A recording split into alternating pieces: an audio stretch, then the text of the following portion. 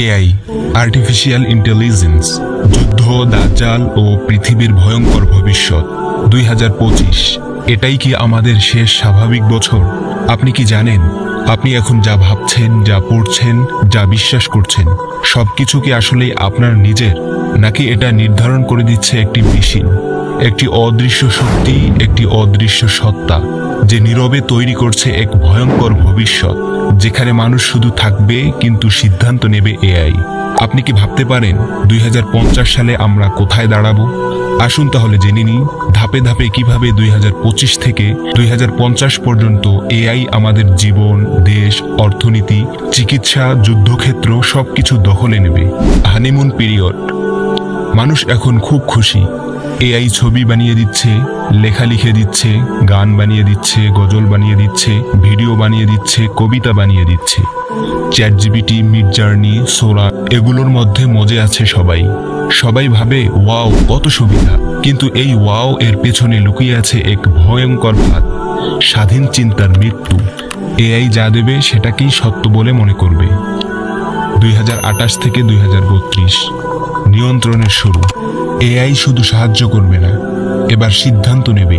তুমি কোন নিউজ দেখবে, কোন পণ্য কিনবে, কাকে ভালোবাসবে, কাকে ঘৃণা করবে, এআই ঠিক করে দিবে। তোমার রাগ, হাসি, দুঃখ, হতাশা সবই জানবে এআই এবং ঠিকমতো প্রভাবিত করবে। এই সময়ই তৈরি হবে বড় বড় এআই চালিত রাষ্ট্রীয় সিস্টেম। 2033 থেকে 2040 অফিস, কৃষি, শিল্প ও চিকিৎসায় এআই বিপ্লব।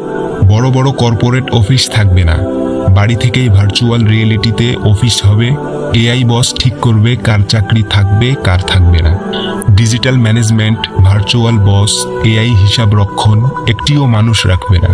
কৃষি ক্ষেত্রে এআই, এআই চালিত ড্রোন বীজ বপন করবে, রোবোটিক ট্রাক্টর জমি চাষ করবে, সেন্সর ও এআই সফটওয়্যার ফসলের স্বাস্থ্য জানাবে। কৃষকের দরকার হবে না, এআই চালাবে কৃষি ক্ষেত্র। শিল্প ক্ষেত্রে এআই, ফ্যাক্টরিতে শ্রমিক থাকবে না, এআই রোবট সব কাজ করবে। পণ্য বানানো, গুদামে রাখা, ডেলিভারি সবই অটোমেটেড। চিকিৎসা ক্ষেত্রে এআই, হাসপাতাল থাকবে না, virtual doctor, AI diagnosis, robotic operation, শুধু ডেটা দিলেই এআই বলে দেবে এটা কোন রোগ। এআই টিকা বানাবে, জিন এডিটিং করবে, অথচ মানুষের মন, আত্মা, বিশ্বাস সেটা কে দেখবে? 2041 থেকে 2047 ড্রোন আর্মি, এআই চালিত অটোনোমাস ড্রোন সেনাবাহিনী। কোনো সৈন্য নয়, শুধু ড্রোন যুদ্ধে যাবে। মিসাইল ট্র্যাকিং, এআই নির্ভুল মিসাইল শনাক্ত করে মাঝ আকাশে ধ্বংস করবে। এমনকি এআই নিজে সিদ্ধান্ত নেবে কখন কাকে টার্গেট করবে। সাইবার যুদ্ধ, এক দেশ অন্য দেশের বিদ্যুৎ, ব্যাংক, হাসপাতাল হ্যাক করবে এআই দিয়ে। পুরো রাষ্ট্র অচল হয়ে যাবে এক ক্লিকে।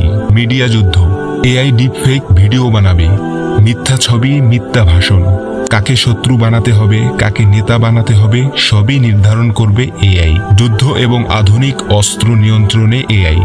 2025 থেকে 2050 সালের মধ্যে যুদ্ধের চেহারা পুরোপুরি পাল্টে যাবে। ড্রোন, রোবট সৈন্য, এআই মিসাইল, এই প্রযুক্তিগুলো মানবিক সিদ্ধান্ত ছাড়াই নিজে নিজেই যুদ্ধ করবে। আপনি হয়তো ভাবছেন মানুষের কি আর কিছুই করার থাকবে না? না ভাই, এই যুদ্ধ পরিচালনা করবে এআই চালিত কৃত্রিম বুদ্ধিমত্তা।